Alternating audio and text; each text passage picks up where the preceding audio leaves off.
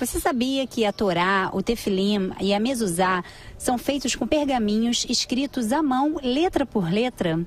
Pois é, confira nessa reportagem o trabalho de um sofer, que é o responsável por esse minucioso trabalho. Oi, meu nome é Rabino Eliel Haver, do Beit Lubavitch de Leblon. Eu sou um sofer, escrevo Tefilim, Mezuzot e Sefer Torah.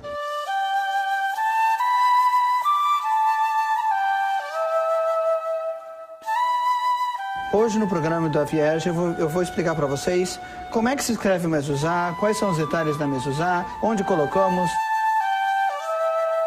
O que são essas caixinhas que nós temos penduradas nas portas de cada casa dos judeus? Essas caixinhas são o que nós chamamos de Mezuzá. Mezuzá é uma mitzvah da Torá, um preceito que Deus nos deu na Torá, para que a gente coloque essas caixinhas na porta de cada ambiente da nossa casa. Geralmente as caixinhas são de plástico de ferro para proteger o conteúdo dessa caixinha. Mas o que tem dentro dessa caixinha? É um pergaminho escrito por um sofer, como eu, com uma escrita tradicional do judaísmo, que é o Aleph Bet, assim como manda os mandamentos da Torá na Parashá de Shema Israel, como se diz, você escreverá sobre os umbrais da sua casa e dos seus portões. Uma parashá dessa, uma mezuzá dessa, geralmente leva em torno de 8 horas para ser escrita. É um trabalho muito delicado, muito detalhista. Ela é escrita com uma pena e uma tinta. Essa pena tem que ser de uma ave kasher e a tinta tem que ser feita em Israel com a supervisão de um rabino. Existem vários tipos de escrita. Existe a escrita Sfaradi, existe a escrita Ashkenazi, existe a escrita conforme a Kabbalah do Arizal, existe escrita conforme a Kabbalah do Admor Zaken do Balatânia. Cada costume conforme a sua escrita. O mais normal, realmente o mais fácil e o mais comum de se encontrar é a escrita do Arizal, conforme a gente vê nessa Mezuzá.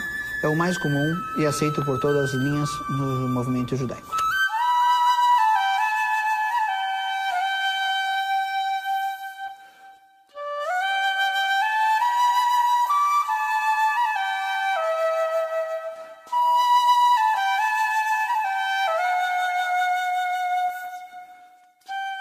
Outro local que nós usamos essa escrita é para escrever o que nós chamamos, outra mitzvah da Torá, que é a mitzvah de Tefilim.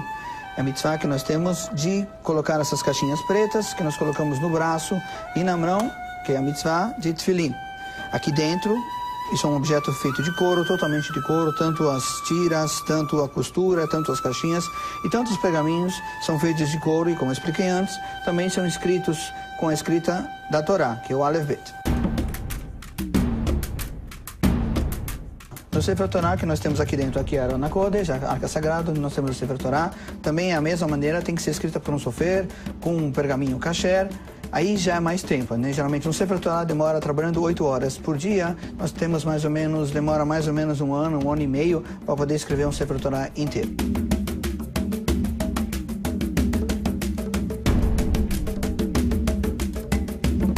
Uma pessoa para ser sofer, ele tem que estudar.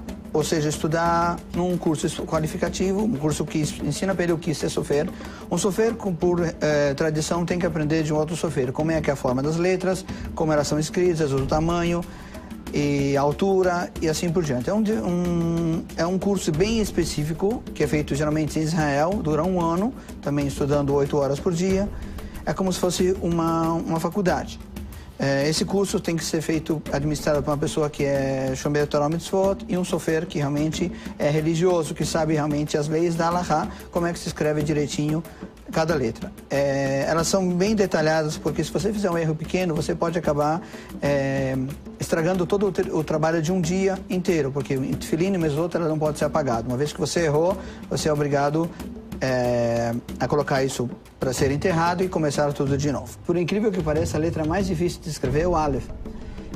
E a letra mais fácil de escrever é o Yud, que é um pontinho com um pezinho. É muito comum, principalmente aqui no Rio de Janeiro, existe muito mofo, existe muita umidade no ar, existe muito sal no ar. Então, realmente, com o tempo, as letras vão se desgastando. A letra troca de cor preta para cor vermelha. Ou, simplesmente, a umidade vai puxando as letras um para o lado e elas se grudam, elas transformam. É muito comum, já vi vários casos que atrás da mezuzá a palavra de nome de Deus, por exemplo, como nós temos aqui, nome de Deus Shakai, o Dalet ele juntou com um Yud, e o Yud desapareceu totalmente. O que é comum também é o calor. Muita gente não percebe, mas a quantidade de calor que nós temos numa cozinha, por exemplo, junto com o calor de verão do Rio de Janeiro, de 40 a 41 graus, isso queima. Por exemplo, nessa mezuzá, por acaso, né, nós temos aqui um pouco um cantinho, se ele fazer um close-up, você vai ver que aqui nesse cantinho, ela já está começando a ficar marronzada. É o calor que está queimando a mezuzá. Num portal de uma entrada de um sítio, muitas vezes já encontrei a mezuzá totalmente queimada, totalmente preta, até o ponto que não poderia nem abrir mais a mezuzá para verificar sem apagar o nome de Deus. Nesse caso, a mezuzá tem que ser enterrada. Tudo que é tefilim, mezuzá e sefer Torah que não serve mais, ela tem que ser enterrada no cemitério.